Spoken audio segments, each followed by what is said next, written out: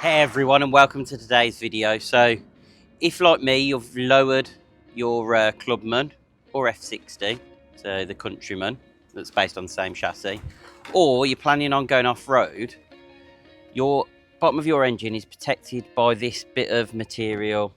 It's sort of fiberboard, whatever it is, and that's the only protection between the sump of your engine and the rocks on the ground.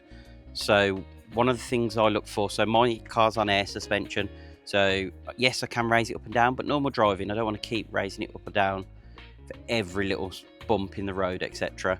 I noticed it's still catching underneath, so I really wanted to protect the sump, because the sump hangs actually quite low on the F54 or the F56 even. It's a very similar setup, and this is what MINI gives you, and this is more of a splash guard to stop water rather than any sort of rocks or damage.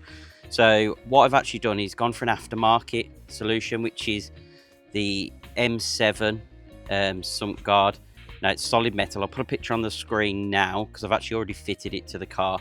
And what we're going to do in this video is actually cover the sort of how easy it is or not to fit. So we're going to jump under the car, show you how I installed it. So it's slightly different to the way the instructions tell you, because there's 3 different sets of instructions and I didn't have a clue which one to follow because they'll tell you a little bit different.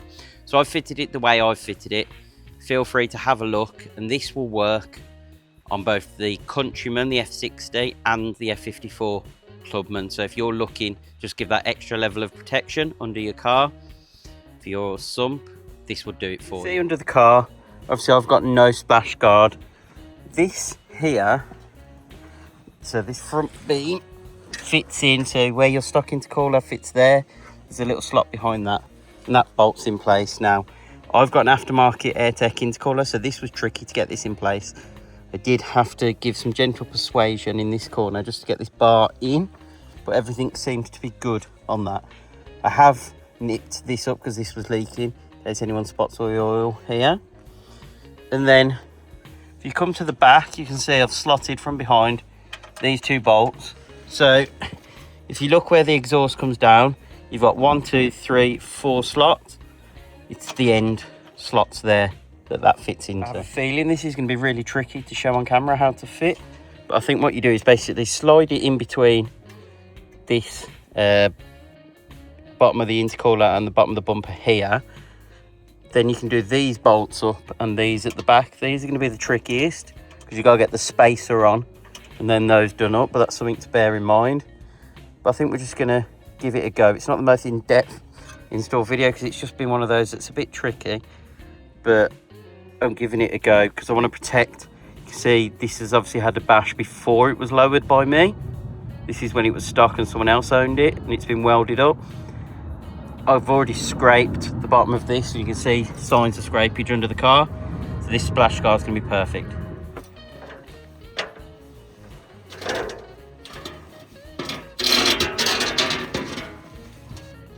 It's a heavy old thing, which is good. So pull the bottom of the bumper down, try and slide that in. Then we want to get these 6 bolts lined up. We'll probably have those to hand first.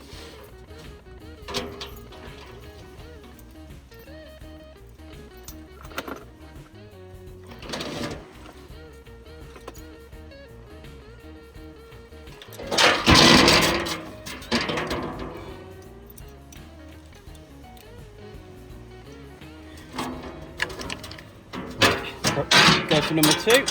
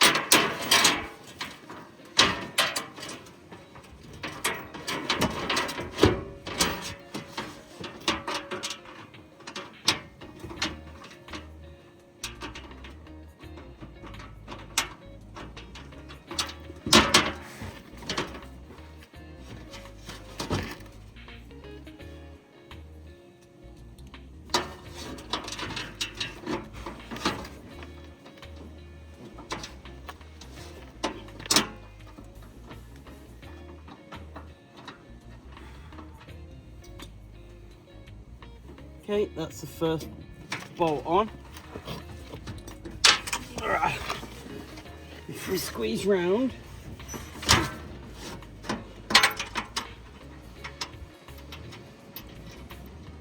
we can get the second one in and just get it loosely fitted to start with. What we need to do is slot the spacer on the back of there.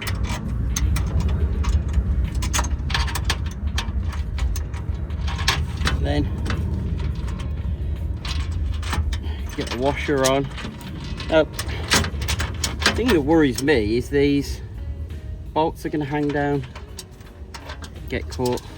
That's something I may need to look at.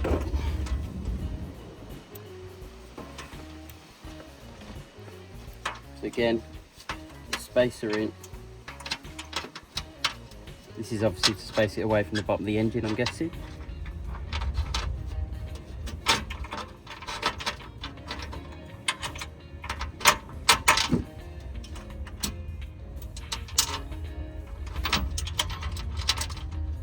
Again, everything's just loose at the moment. I just want to see how it all fits on.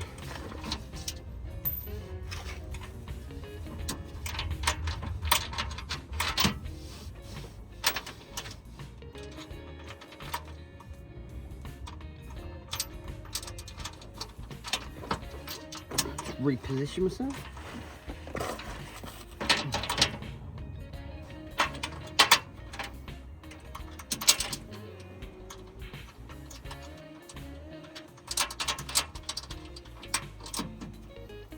That's it.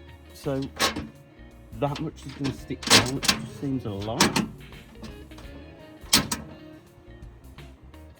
That's everything that was in the kit. So what I'm going to do, just have a look around, check everything fits okay, and then bolt it in. So you're going to have to get a socket in, spanner in at the top to hold that in place while you do this one up. And then we'll do those at the front as well. One of the things I've noticed is fitting it the way they say on the instructions, you have this hanging down. So I'm going to reverse it. So undo this, do it this way where the top of the bolt is here and the nut goes on at the top, and you undo the nut. So that's then sticking up in there rather than down here. So I'm going to switch that round now. Okay, so you can see we've got those rear bolts in. If we come down the front, you've got the panels to access the oil filter, etc. And there's some plug there. We've obviously got this little feed comes out and drops down as well. Got these big bolts that go in that black metal beam that we've just put in, and then I've even done the bumper bolts in as well, because they came with some little clips and bolts for those. But that is now in. Now for me, that's solid, not going anywhere, held in really well, and will protect that sump as well. So if you're going off-roading, if you're putting this on an F60 or an F54, just gives you that protection. If you're lowered your car, again, these sump guards are invaluable. So as you saw when I was under the car, so that panel is absolutely solid. That's going to protect the bottom of your engine. It might take a bit of a beating. You might end up getting a little dent or ding in it, but I'd much rather that than cracking my sump. I've cracked 2 sumps on my F56s. I don't fancy cracking a sump on the F54. So this is the protection I've gone for. Okay, so hopefully you found that video useful. If you did, please hit that like button, subscribe, and hit the notification bell so you get alerts every time we upload new content. Thanks for watching, and we'll see you in the next video.